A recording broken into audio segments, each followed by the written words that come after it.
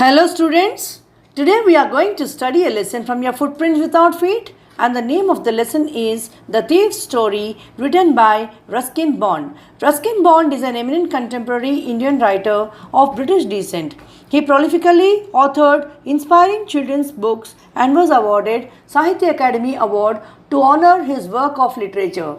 Now let us see what happens in The Thief's Story.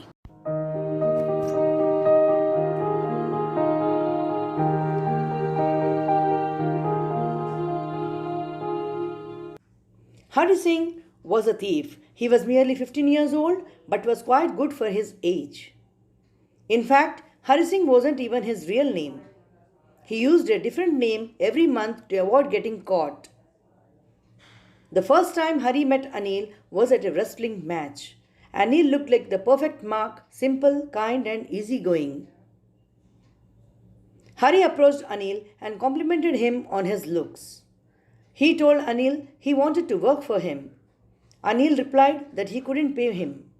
So Hari said that he would work for food and even lied that he could cook. So Anil agreed and took him in. That night, Hari made dinner. It was so bad that Anil gave it to some stray dogs and told Hari to leave. However, Hari just stood and kept smiling at Anil. Anil relented. He let Hari stay and taught him how to cook. He also taught Hari how to write his name and promised that one day Hari would learn how to write whole sentences and add numbers. Hari was glad. With some education, he could be better at what he did. Hari found it easy to work for Anil. Every day he would make tea in the morning. Then he would go to the market to buy supplies. He always made a rupee's profit every time.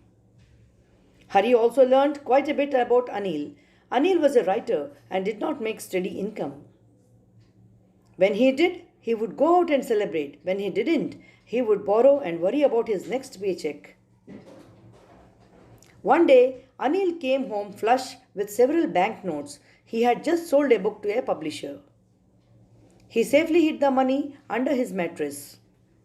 It had been some time since Hari stole for someone. He made up his mind to steal the money.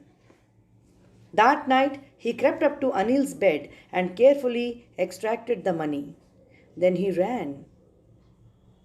He ran until he came to a bazaar by the station. There, he slowed down and counted the money. There were 600 rupees in the bundle. Hari thought he would live like a king for the next week or two.